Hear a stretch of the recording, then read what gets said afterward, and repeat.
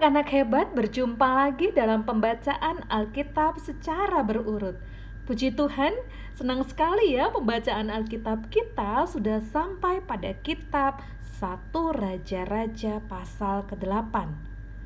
Ayatnya panjang banget nih, ada 66 ayat.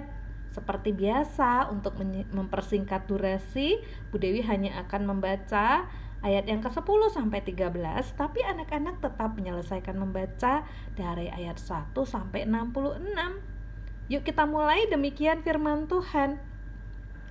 Ketika imam-imam keluar dari tempat kudus, datanglah awan memenuhi rumah Tuhan, sehingga imam-imam tidak tahan berdiri untuk menyelenggarakan kebaktian oleh karena awan itu, sebab kemuliaan Tuhan memenuhi rumah Tuhan. Pada waktu itu berkatalah Salomo, Tuhan telah menetapkan matahari di langit, tetapi ia memutuskan untuk diam dalam kekelaman. Sekarang aku telah mendirikan rumah kediaman bagimu, tempat engkau menetap selama-lamanya. Amin. Anak-anak hebat, setelah Salomo menjadi raja, ia membangun sebuah rumah yang sangat indah bagi Tuhan, yaitu Bait Allah. Ketika Bait Allah selesai dibangun, Salomo mengumpulkan para pemimpin dan seluruh bangsa Israel. Mereka membawa tabut perjanjian Tuhan. Kemana? Ke dalam Bait Allah. Tabut itu sangat penting bagi bangsa Israel karena mengingatkan mereka bahwa Tuhan menyertai dan memimpin mereka.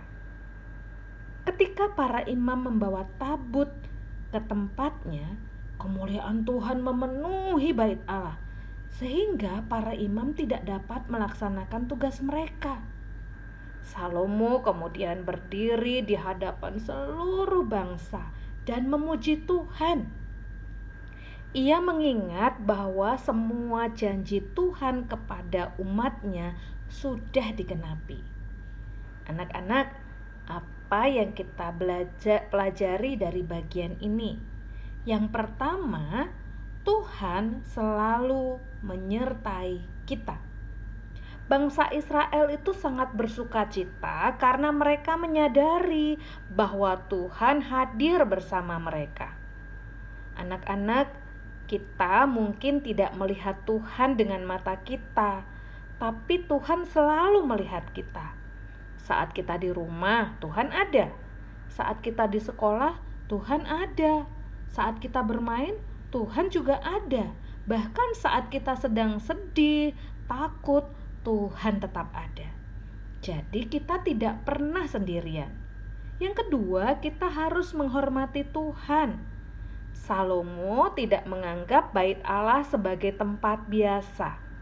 Dia menghormati Tuhan dengan sungguh-sungguh.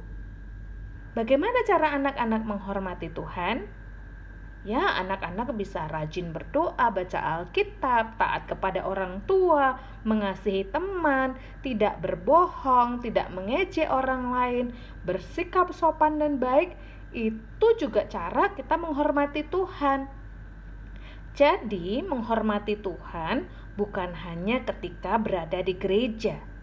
Kita menghormati Tuhan melalui kehidupan kita setiap hari. Yang ketiga, jangan hanya memiliki tempat untuk Tuhan, tapi berikan hati juga kepada Tuhan.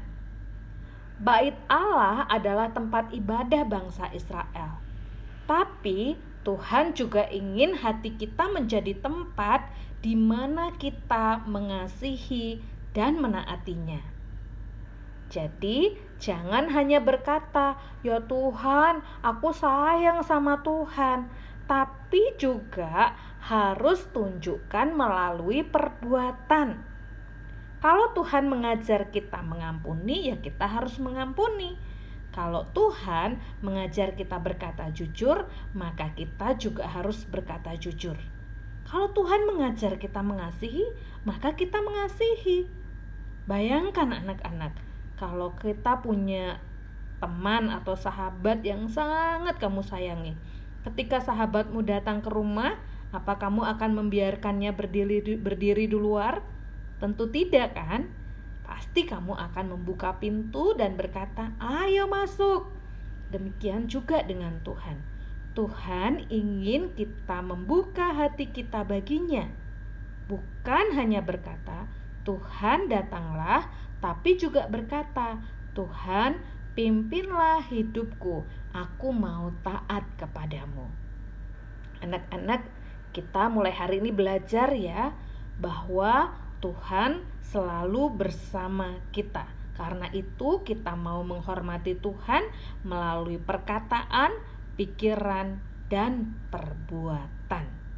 Nah, anak-anak, Bu Dewi senang sekali karena anak-anak terus tekun membaca Alkitab dan berdoa. Kalimat yang harus diingat, ini kalimat penting. Tuhan selalu hadir bersamaku, maka aku mau menghormati Tuhan di dalam hidupku. Anak-anak hebat, berkaitan dengan apa yang dilakukan oleh Salomo, bagaimana Salomo membuat tempat Tuhan itu tempat yang nyaman, yaitu bait Allah. Dan kita juga sekarang punya gereja di mana tempat Tuhan hadir bertemu umatnya dalam ibadah. Oh iya, berkaitan dengan gereja, kita tidak lama lagi akan melaksanakan ulang tahun gereja kita yang ke-94. Anak-anak, Bude ingin memberi tugas kepada anak-anak. Yang pertama, anak-anak silakan membuat video ucapan selamat ulang tahun untuk gereja kita. Yang sekreatif mungkin ya, buat ucapan selamat, dan kita doakan supaya gereja kita menjadi gereja yang sungguh-sungguh bertumbuh dan berdampak.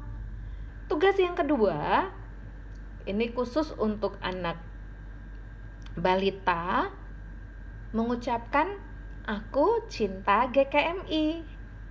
Untuk anak besar, selain tadi membuat video ucapan selamat ulang tahun untuk gereja, menghafal ayat dari ayat yang ke-13 ya, dari 1 Raja-Raja 8 ayat yang ke-13.